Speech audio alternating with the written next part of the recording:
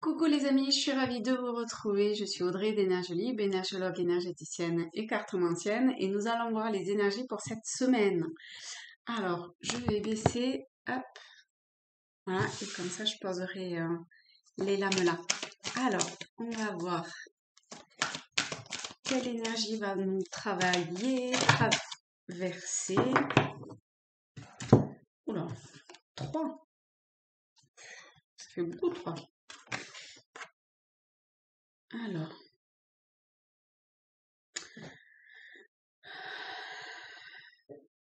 ça fait beaucoup 3 quand même.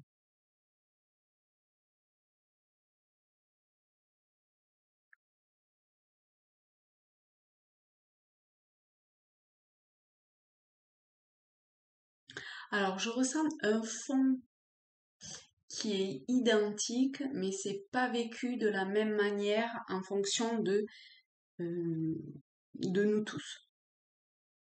Il y a une énergie qui vient à nous, bon ça c'est plutôt évident, mais ici c'est un groupe de personnes qui est comme totalement, comment dire, pris par des occupations d'ordre plaisir, loisir, distraction.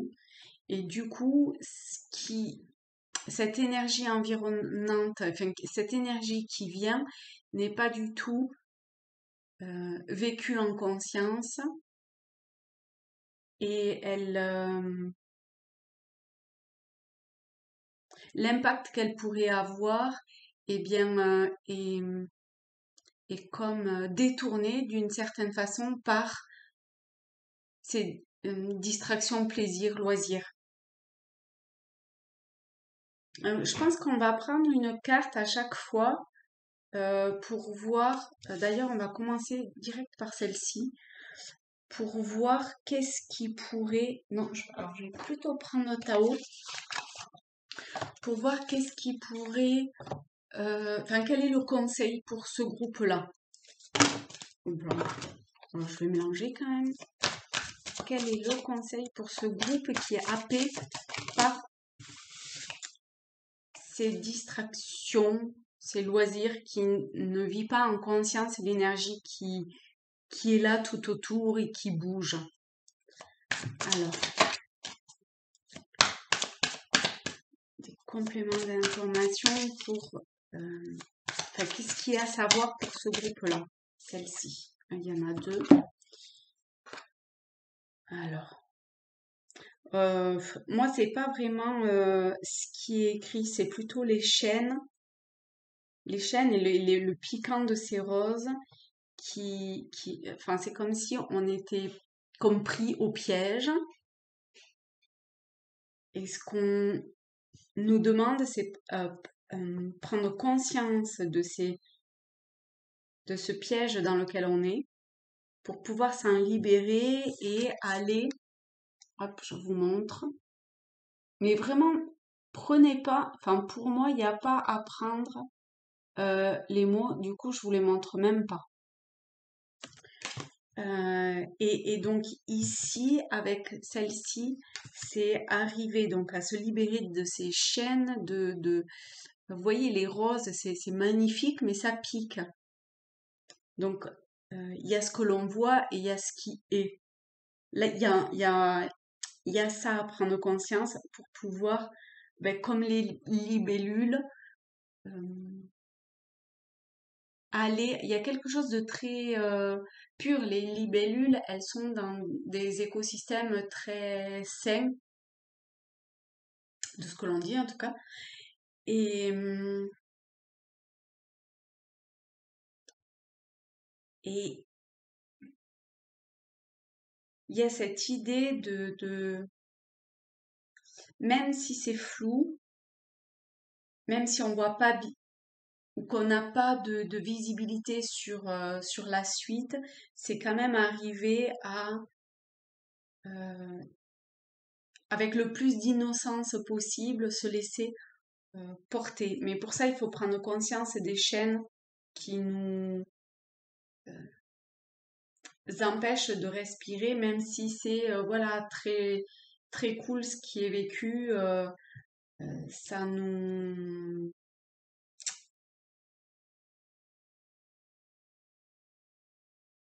ça nous c'est un leurre. Donc ça pour le premier groupe ici. Ok. Je vais laisser comme ça. Hop.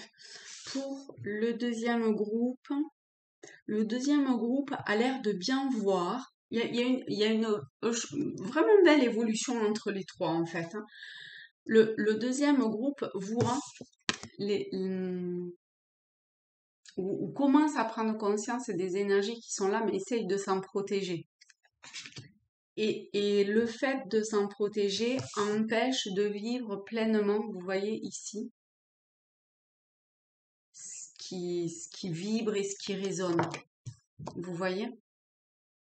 C'est pas très cool, hein. C'est pas joyeux, c'est tristouille, hein. Et,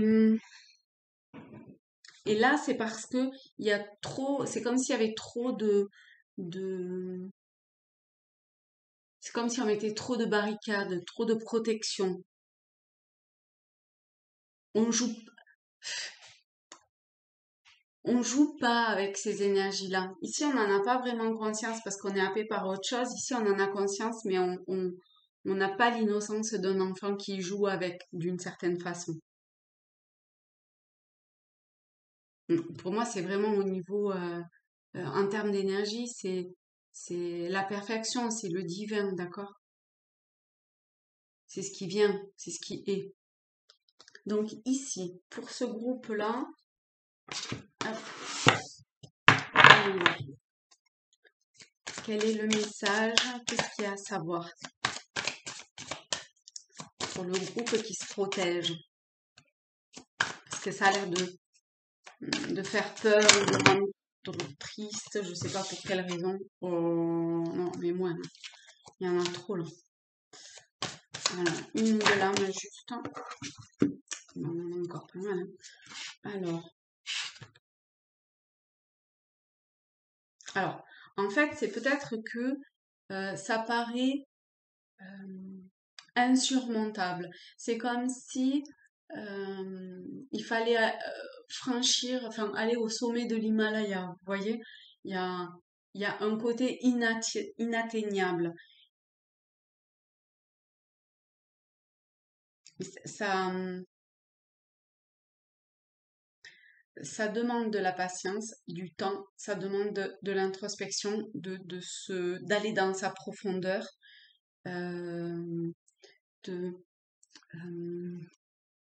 je sais pas, il y a quelque chose à rassembler dans l'espace le plus pur en soi pour pouvoir faire éclore ou pour pouvoir se libérer des peurs, des craintes, enfin de tout ce qui a besoin d'être libéré. C'est ça, c'est vraiment une libération à avoir. Mais pour ça, il faut se retrouver comme seul face à soi-même quelque part.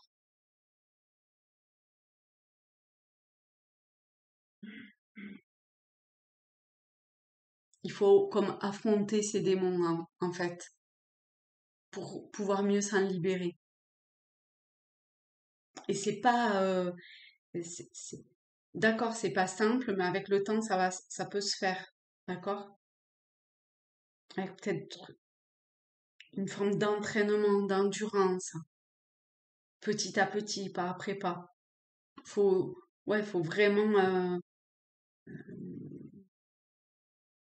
garder le focus sur l'objectif, le sommet, et ainsi vraiment arriver à se libérer, vous voyez, de de toutes nos peurs. Mais pour ça, ça demande de se retrouver seul dans cet espace le plus pur en soi et de faire face à Parce que, oui, c'est ça, hein, enfin, nos peurs, hein, je vais pas me répéter, hein. Pour pouvoir encore une fois passer de ça à ça. Et ça, c'est cool. Ok, donc ça c'est pour le pour le deuxième groupe, pardon, et le troisième, on est là. Et là, on voit que on est ce qui vient est ressenti comme perçu, vu, pas comme une forme de perfection, hein. Donc là, pour moi, il y a quelque chose de l'ordre de son intérieur, d'accord, du feu, de sa lumière intérieure, avec un brin d'innocence, peut-être, hein. Et donc, c'est à suivre. Moi, vraiment, le lapin blanc, c'est comme dans Matrix, hein, faut suivre le lapin blanc, vous voyez? Voilà. Il y a le côté pur du blanc, mais il y a le côté de ce lapin blanc, de ce lapin blanc qui cache quelque chose. Parce que, à voir comme ça, bon, on voit que c'est un lapin avec ses grandes oreilles, mais quand même, à y regarder, je sais pas si vous allez bien voir, mais je sais pas, c'est comme s'il y avait un espèce de drapé et dessous, on pourrait presque deviner quelque chose. Enfin, ou autre chose en tout cas.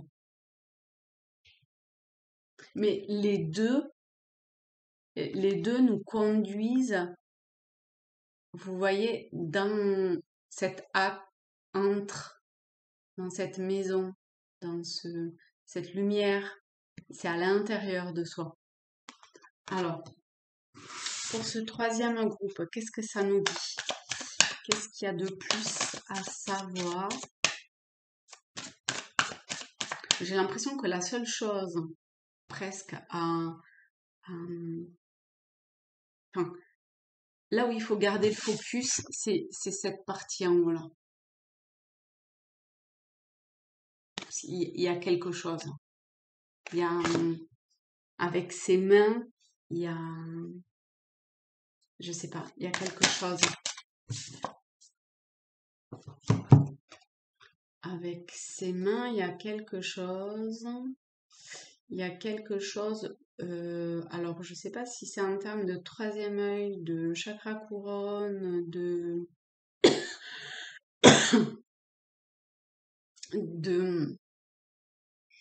quelque chose qui éclot, qui naît.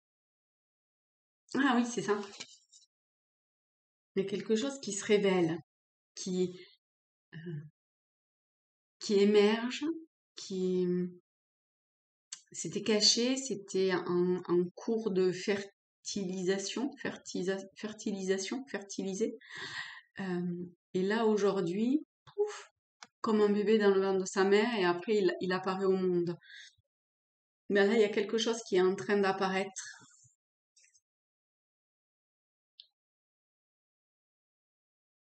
à vous-même, dans vos perceptions,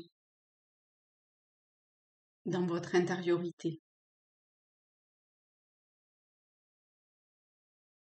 dans votre profondeur. Ça passe peut-être par le mental, peut-être pas. Alors, est-ce qu'il y a quelque chose de plus pour ce groupe?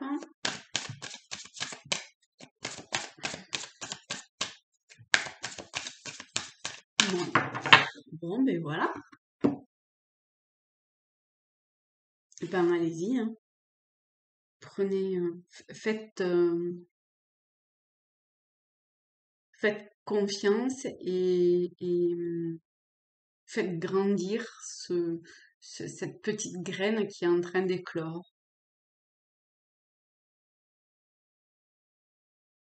Ouvrez les yeux et je parle pas des yeux physiques là, d'accord? C'est vraiment ici, hein. Enfin ici, voilà, dans cette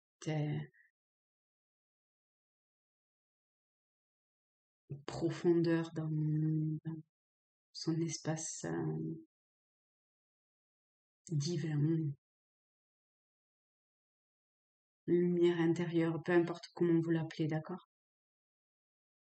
Il y a une- alors c'est pas une connexion, c'est vraiment être réceptif à ce qui vient.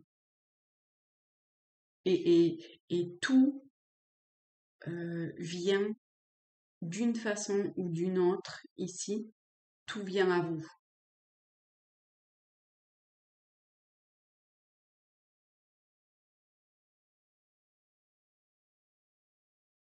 dans le subtil, dans l'invisible, dans l'énergétique, dans cette... Voilà. Ok, et ben voilà les amis, je vous fais de très gros bisous à tous, à toutes, et je vous dis à très vite. Bonne semaine.